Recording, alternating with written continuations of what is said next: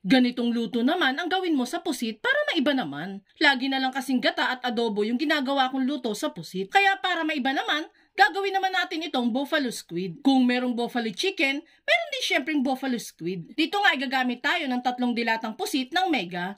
Yes guys, pati pusit ay nasa lata na din po. Hindi po ito sponsored guys pero baka malay mo, marinig tayo ni Mega Sardines Company, di ba? Mega Sardines, bekenemen! Medyo mahal po kasi ang fresh na pusit dito ngayon sa amin. Kaya dilatang pusit muna ang gagamitin natin for today's video. Pero kung mura at may budget naman po kayo, go po kayo sa fresh na pusit. Bali tatanggalin lang muna natin yung sabaw dyan ng pusit and yun laman na ilalagay natin sa separate na bowl. Bali ito na yung laman ng 3 latang pusit guys. In fairness guys medyo malalaki din ang pusit na nasa loob. Bali 45 pesos po pala ang isang lata nitong pusit sa mga grocery stores. And sulit naman siya sa presyo niyan guys. Next naman natin gagawin dyan is gugupit-gupitin ko lang yung mga pusit para maging kahugis ito ng calamares. Mapapansin ninyo na may mga itlog pa ng pusit dito sa loob. Tatanggalin na lang natin yan mamaya.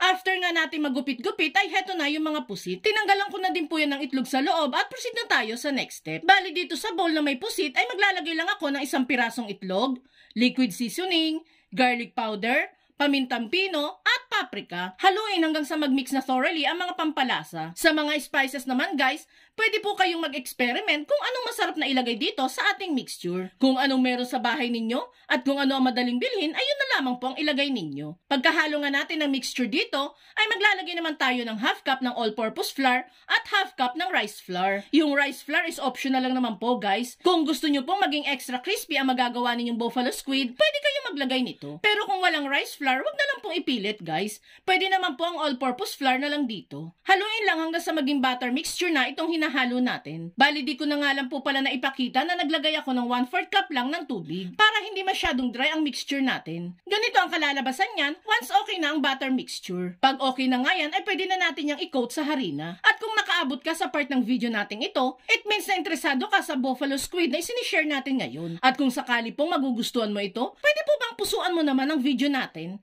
At mag-iwan ka na din po ng comment na I love this buffalo squid. Maraming salamat po. Once nga na makoat na natin ng harina lahat ng pusit, ay pwede na natin yung iprito sa maraming mantika. Pa-deep fry po talaga ang luto nito guys, para lubog lahat sa mantika at para ma-achieve natin ang crispiness ng ating lulutuin. Hayaan lang yung maluto na nasa medium heat hanggang sa maging crispy at bahagyang mag-brown na ang mga ito. Makalipas nga ang 10 minutes sa pagpiprito, ay naging crispy na nga ang mga pusit natin. Kapag ganito na nga, ay pwede na natin yung hanguin. Dito naman sa bukod nating pan, ay gagawa naman tayo ng sarili nating buffalo sauce. Maglalagay lang tayo dyan ng banana ketchup, liquid seasoning, soy sauce, pigang kalamansi, pamintang pino, at asukal. Haluin lang natin hanggang sa mag-combine na ang mga ingredients. Then saka buksan ng apoy sa low heat. Kapag medyo umuusok-usok na itong buffalo sauce natin, pwede nang ilagay dito ang mga napritong pusit. Haluin lang natin yan hanggang sa kumapit na yung sauce na ginawa natin. Ilalagay ko na din po pala dito yung hiniwa-hiwa kong bell pepper. Pampasarap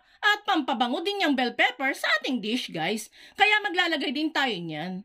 And last nating ilalagay itong spring onions. Mix pa natin yan sa huling minuto hanggang sa maluto. Pag okay na yan, ay pwede na natin yung hanguin at iserve. And there you have it guys. Pwede na nating ipang pulutan, ipang ulam, o di kaya naman ipapakin itong napakasarap na buffalo squid. Kaya sa mga pusit lover dyan, subukan nyo na ding magluto nito.